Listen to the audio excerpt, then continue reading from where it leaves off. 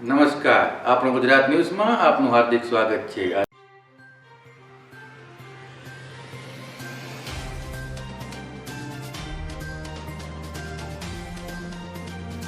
गदर से प्रथम महायुद्ध तक।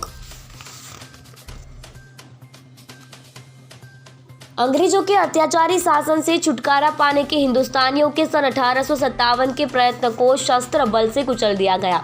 विजेता अंग्रेजों ने भीषण दमन करके लोगों को इतना आतंकित कर देना चाहा कि वे स्वतंत्रता की चर्चा भी न करें, परंतु स्वतंत्रता के लिए प्रयत्न चलते ही रहे। अनेक कारणों से लोग विदेशों में गए। वहां स्वतंत्र लोगों का जीवन देखकर उन्हें हिंदुस्तान की दास्तां असह्य प्रतीत हुई। राजा राम मोहन राय, स्वामी दयानंद, स्वामी विवेकानंद आदि ने स्वतंत्रता की धुनी फिर सुलगाई। धर्म प्रचार और समाज सुधार के साथ साथ स्वराज्य की मांग भी उठाई गई। लंदन में इंडिया हाउस बना, जहां श्यामजी कृष्ण वर्मा, मादा अंबिकाजी कामा, लाला हरदयाल, विनायक दामोदर सावरकर, तिरुमल आचार्य जैसे लोग क्रांतिकारी संघर्ष का वातावरण तैयार करते रहे और उसकी लपटें भारत में फैलने लगी। अरविंद घोष और उनके साथियों ने युगांतर आश्रम और पत्रिका द्वारा प्रचार और बम प्रहार का श्री गणेश किया। क्रांतिकारी आंदोलन के पितामह श्यामजी कृष्ण वर्मा। स्वामी दयानंद पहले व्यक्ति थे जिन्होंने घोषणा की कि भारत भारतीयों के लिए है। वह अपने समय में स्वराज्य के प्रथम स्वप्न दृष्टा थे। उनके अनेक शिष्य थे, जिनमें एक थे भारत के सर्वप्रथम क्रांतिकारी श्यामजी कृष्ण वर्मा। श्यामजी कृष्ण वर्मा का जन्म गुजरात राज्य के मांडवी नगर में 4 अक्टूबर 1857 को हुआ था। इनके पिता करसनजी बंसाली मामूली स्थिति के व्यक्ति थे। मांडवी में जीविका का यथेष्ट साधन न होने से वह मुंबई चले गए और वहां मजदूरी करके परिवार का भरण पोषण करने लगे। बहुत छोटी आयु में ही श्याम जी मातृ सुख से वंचित हो गए। 10 वर्ष की आयु में उनके पिता भी स्वर्गवासी हुए। इस अनाथ अवस्था में वह मांडवी लौट आए और अपनी नानी के आश्रय में रहने लगे। नानी शिक्षा के महत्व को समझती थी। उन्हें विद्यालय में भर्ती करा दिया गया। श्याम जी अत्यंत मेधावी छात्र थे। वह कक्षा में प्रथम रहते थे। एक बार मुंबई के सेठ मथुरादास जीवाजी भाटिया मांडवी आए। संयोग से उन्होंने श्याम जी को देखा। उनके रूप और बुद्धि से वह ऐसे प्रभावित हुए कि उन्हें अपने साथ मुंबई ले आए। उन्होंने भाटिया धर्मशाला में उनके रहने, खाने और पढ़ने का प्रबंध कर दिया। श्याम जी संस्कृत और अंग्रेजी पढ़ने लगे और शीघ्र ही दोनों भाषाओं में प्रवीण हो गए। स्वामी दयानंद से संपर्क। सन 1874 में स्वामी दयानंद मुंबई पधारे। भाटिया धर्मशाला में श्यामजी कृष्ण वर्मा के उनके दर्शन किए। श्यामजी स्वामी जी से और स्वामी जी श्यामजी से अत्यंत प्रभावित हुए। श्यामजी को सिद्ध गुरु मिल गया और स्वामी जी को योग्य शिष्य। स्वामी जी के प्रयत्न से श्यामजी की शिक्षा का प्रबंध पहले विल्सन स्कूल और फिर एलिफिंस्टन हाई स्कूल में हो गया। न रत्नम विश्यति मृग्यते ही तत। रत्न ग्राहक को नहीं ढूंढता, ग्राहक ही रत्न को ढूंढते फिरते हैं। श्याम जी का व्यक्तित्व इतना आकर्षक और बुद्धि इतनी प्रखर थी कि उनके सहपाठी रामदास ने उनकी चर्चा अपने घर में कर दी। उसके पिता सेठ छबीरदास द्वारकादास बंसाली घनी पुरुष थे। उन्होंने श्याम जी को देखा, परखा और अपनी पुत्री भानुमति के वर के रूप में चुन लिया। सन 1875 में जब श्याम जी की आयु 18 वर्ष थी, यह विवाह संपन्न हो गया। ऑक्सफोर्ड में शिक्षक। श्याम जी का भविष्य बनाने में स्वामी दयानंद का एक और भी योग रहा। विद्वान होने के नाते स्वामी जी का यूरोप के विद्वानों से पत्र व्यवहार चलता रहता था। इंग्लैंड के ऑक्सफोर्ड विश्वविद्यालय में संस्कृत के प्रोफेसर मॉनियर विलियम्स ने स्वामी जी से मांग की कि वहां ऑक्सफोर्ड में संस्कृत पढ़ाने के लिए एक अच्छा शिक्षक भेजें। स्वामी जी ने श्याम जी का नाम सुझाया। मॉनियर विलियम्स मुंबई आए तो श्याम जी से उनका साक्षात्कार हुआ। उन्होंने श्याम जी को पसंद कर लिया। सन 1879 के मार्च में श्याम जी इंग्लैंड के लिए रवाना हो गए। यह विचित्र संयोग था कि जिस जहाज में वह गए उसका नाम इंडिया था। श्याम जी 15 अप्रैल 1879 को लंदन पहुंचे। प्रोफेसर मॉनियर विलियम्स के प्रयत्न से उन्हें एक ओर तो ऑक्सफोर्ड विश्वविद्यालय में अंग्रेजी पढ़ने के लिए प्रवेश मिल गया और दूसरी ओर उसी विश्वविद्यालय में संस्कृत शिक्षक पद पर नियुक्ति भी हो गई। दोनों ही कार्य को उन्होंने योग्यता पूर्वक निभाया।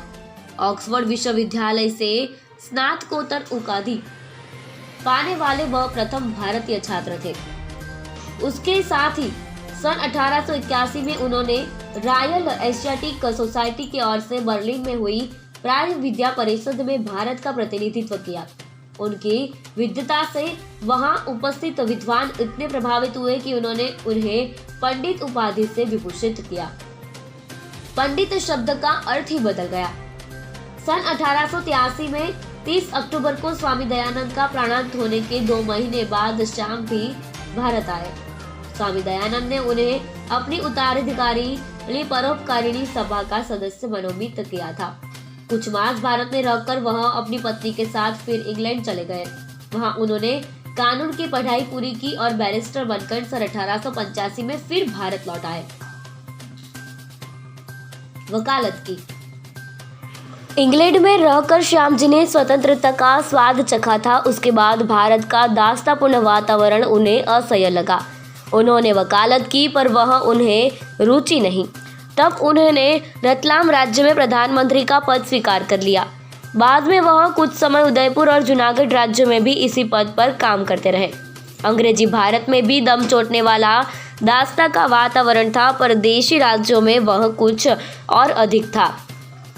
जब स्वराज्य का उद्घोष करने वाले श्री बाल गंगाधर तिलक को सरकार ने सजा देकर बर्मा में नजरबंद कर दिया, तब श्याम जी को लगा कि वह भारत के बजाय इंग्लैंड में रहकर स्वाधीनता आंदोलन को अधिक गति दे सकते हैं।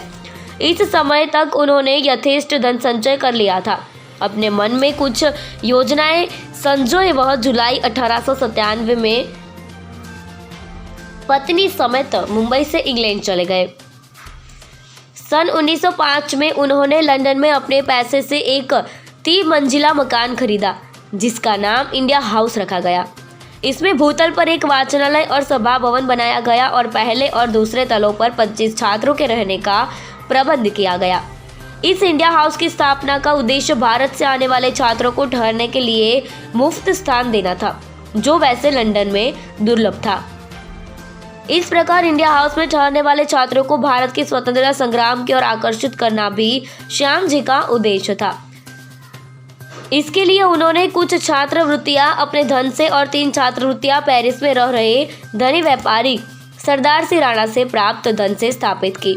इसके नाम क्रमशः Herbert Spencer fellowship, Dayanand fellowship, Rana Pratap fellowship, Chhatrapati Shivaji fellowship और अकबर फेलोशिप थे। इनसे श्याम जी की भावना और विचारधारा स्पष्ट हो जाती है। इंडिया हाउस और इन छात्रवृत्तियों का उद्देश्य तब और स्पष्ट हो जाता कि जब हम देखते हैं कि श्रीमती भीकाजी कामा, विनायक दामोदर सावरकर, भाई परमानंद, धर्मवीर लाला हरदयाल सेनापति बापट जैसे क्रांतिकारी इंडिया हाउस में रहते थे। इंडिया हाउस भारत की स्वतंत्रता के लिए जूझने वाले युवकों के लिए ऊर्जा स्रोत और मार्गदर्शक बन गया था।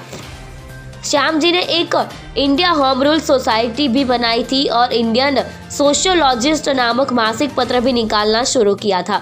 इन गतिविधियों के कारण इंडिया हाउस 2 वर्षों में ही इतना विख्यात हो गया कि उस पर पुलिस की कोप दृष्टि पड़ने लगी और इंग्लैंड की पार्लियामेंट में उसके विषय में प्रश्न पूछे जाने लगे। इससे श्याम जी को आभास हो गया कि ब्रिटिश सरकार इंग्लैंड में भी उन्हें भारत का स्वतंत्रता आंदोलन नहीं चलाने देगी। तब 1907 में वह इंडिया हाउस का प्रबंध विनायक दामोदर सावरकर को सौंपकर स्वयं फ्रांस की राजधानी पेरिस चले गए। उनका मासिक पत्र इंडियन सोशियोलॉजिस्ट लंदन में ही सन 1923 तक छपता रहा। सन 1914 में प्रथम विश्व युद्ध के बादल घुमड़ने लगे। इस युद्ध में इंग्लैंड और फ्रांस मित्र थे। यह आशंका थी कि फ्रांस इंग्लैंड के कहने पर श्याम जी को कैद कर लेगा, इसलिए वह 2 जुलाई 1914 को फ्रांस छोड़कर स्विट्जरलैंड चले गए। वहीं रहकर वह यथाशक्ति भारत की स्वतंत्रता के लिए प्रचार करते रहे। भारत के जो भी बड़े राजनेता किसी कार्यवश स्विट्जरलैंड जाते थे वे श्याम जी से मिलते थे। श्री जवाहरलाल नेहरू भी एक बार उनसे मिले थे। नेहरू जी ने अपनी आत्मकथा में उन्हें बूढ़ा शेर कहा था। शिष्य फांसी चढ़े। यह सही है कि श्याम जी फांसी पर नहीं चढ़े, न अंडमान की जेल में रहे, परंतु उन्होंने अपना सर्वस्व लगाकर इंग्लैंड में जो गुरुकुल खोला था, उसके अनेक व्रती छात्र फांसी पर भी चढ़े और अंडमान भी गए। प्रथम विश्व युद्ध छिड़ जाने के बाद श्याम जी की गतिविधियां ठप सी हो गई। पत्नी के साथ वह जेनेवा में रहते थे। 30 मार्च 1930 को उनका देहांत हुआ। उनकी पत्नी उसके बाद 3 वर्ष और जीवित रही। श्याम जी ने इच्छा व्यक्त की थी कि अन्त्येष्टि के बाद उनकी अस्थियों को संभाल कर रखा जाए और भारत के स्वाधीन होने के बाद उन्हें भारत भेजा जाए। तदनुसार सेंट जॉर्ज के श्मशान में उनकी अंत्येष्टि की गई। उनकी अस्थियां संभाल कर रखी गई। 50 वर्ष तक किसी ने उनकी इच्छा पूरी करने की ओर ध्यान नहीं दिया। सन 2003 में गुजरात के यशस्वी और मनस्वी मुख्यमंत्री श्री नरेंद्र मोदी ने उनकी अस्थियों को सम्मान पूर्वक भारत मंगाया और उन्हें विधिवत नदियों में प्रवाहित किया।